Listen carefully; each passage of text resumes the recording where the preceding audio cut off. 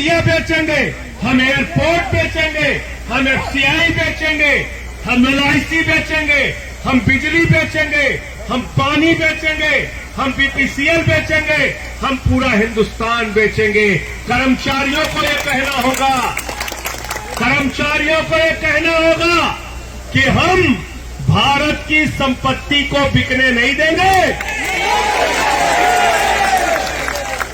वो लोग सपोर्ट कहलाते हैं जो माँ बाप की संपत्ति को बढ़ाते हैं, और जो माँ बाप की संपत्ति को बेचते हैं उनको क्या कहते हैं? क्या कहते हैं? जोर से बोलिए। तो एक कपूत सरकार देश के अंदर चल रही है, आपकी संपत्तियों को बेचने का काम कर रही है। आप इसमें लिखिए, हम सरकारी कंपनियों का निजीकरण नहीं होने देंगे। और एक चीज और याद रखना, यह आरक्षण की व्यवस्था अगर सरकारी विभाग ही नहीं रहेगा तो खत्म हो जाएगी अपने आप। फिर कहाँ रहेगी आरक्षण की व्यवस्था? अपने आप खत्म हो जाएगी। और अब तो सवर्णों को भी लड़ना पड़ेगा, क्योंकि तुम्हारा भी आरक्षण हो गया। इसलिए अभी अगला पिछड़ा मत करना सब लोग। मोदी जी ने सवर्णों के लिए ईडब्ल्यूएस का जो आरक्षण किया है वो भी खत्म कर देंगे अगर इसको अडानी को बेच दिया। एयरपोर्ट को बेच दिया, अडानी को बेच दिया। कहते हैं भारत माता की जय, हम भारत की रेलवे बेचेंगे। कहते हैं भारत माता की जय, हम कोल इंडिया बेचेंगे। अरे बेईमानो, भारत माता की जय भारत की संपत्ति बढ़ाने से होगी, बेचने से नहीं होगी। बेचने से नहीं होगी। एक कमजोरी हमारी इन बेईमानों ने पकड़ रखा है। एक कमजोरी से सबको बाहर निकलना पड़ेगा।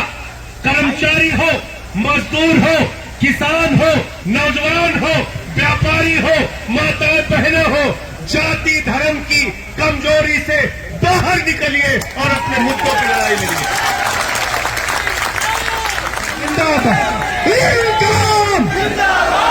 हमको कहना होगा कि हम शिक्षा के नाम पर राजनीति करेंगे, हम स्वास्थ्य के नाम पर राजनीति करेंगे, हम सरकारी कर्मचारियों की एकता और उनकी तरक्की के नाम पर राजनीति करेंगे। बताओ, हिंदुस्तान में कौन सी संस्था है जहां पे 400 लोग सालाना मार दिए जाते हैं और सरकार उनको पूछती नहीं? इसकी लड़ाई सिर्फ आज जंतर मंतर पे नहीं होगी, इसकी लड़ाई पंजाब भैया जिंदाबाद, पंजाब भैया जिंदाबाद। इसकी लड़ाई जब संसद का सत्र चले तो उस समय आप लोग आइए। नवंबर महीने में शुरू होता है संसद का सत्र। इसी सदस्य जंतर मंतर पे पूरे देश के 4 लाख ट्रैक मेंटेनर को इकट्ठा कर लीजिए। पूरी सरकार आपके सामने लाख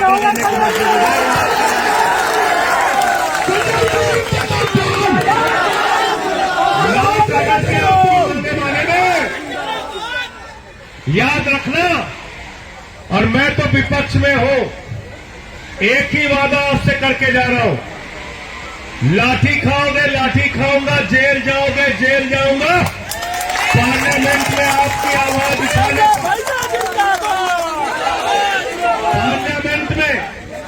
पार्लियामेंट में आपकी मांगों की आवाज अगले संसद के सत्र में पूरी मजबूती से उठाऊंगा। सुन लेना,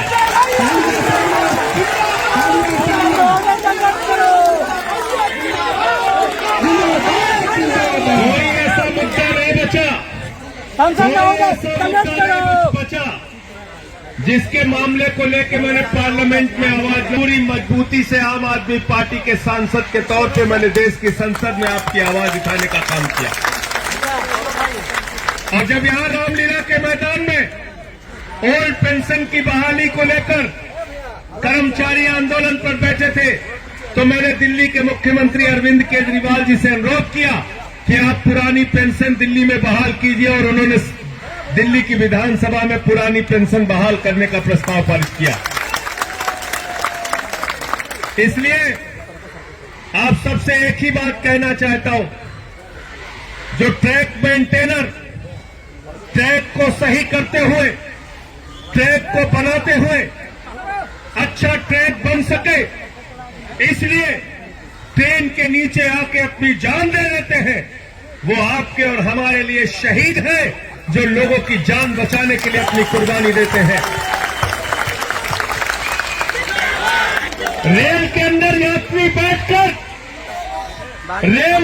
यात्री बैठकर अच्छी ट्रैक पे चल सके, इसलिए ट्रैक मेंटेनर अपनी जान की कुर्बानी दे देता है। और इसलिए मैं आपसे कहना चाहता हूं, वो अगर आपके लिए, हम सब के लिए शहीद हैं, तो जैसे दिल्ली की सरकार ने शहीदों के लिए 1 करोड़ की सम्मान राशि घोषित की है, जिसके साथ भी ऐसी दुर्घटना होती है, उनके परिवार के लिए 1 करोड़ की सम्मान राशि परिवार के लिए रेलवे की तरफ से मिलना चाहिए।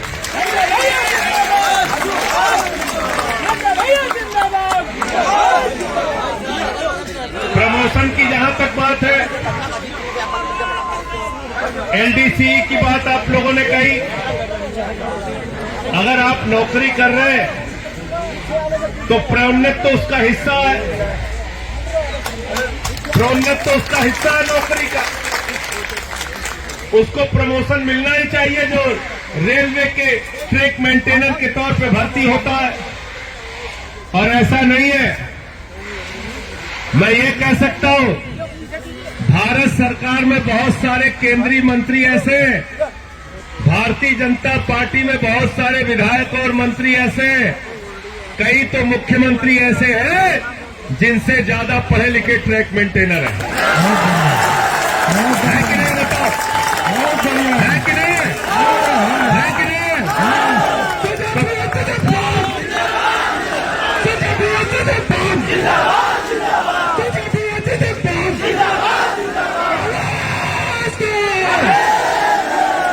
तो एक चीज बताओ, तुम 8वीं पास करके देश चला सकते हो और ये एमए बीए पास करके प्रमोशन नहीं ले सकते हैं? कैसी बात है भाई?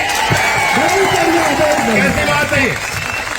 तुम 8वीं 10वीं पास करके अंगूठा टेक होकर भी देश चला सकते हो, मंत्री बन सकते हो, मुख्यमंत्री बन सकते हो, केंद्र सरकार में मंत्री बन सकते हो। अरे ये तो पढ़े लिखे लोग हैं, इनको भी प्रमोशन मिलना ही। और इसलिए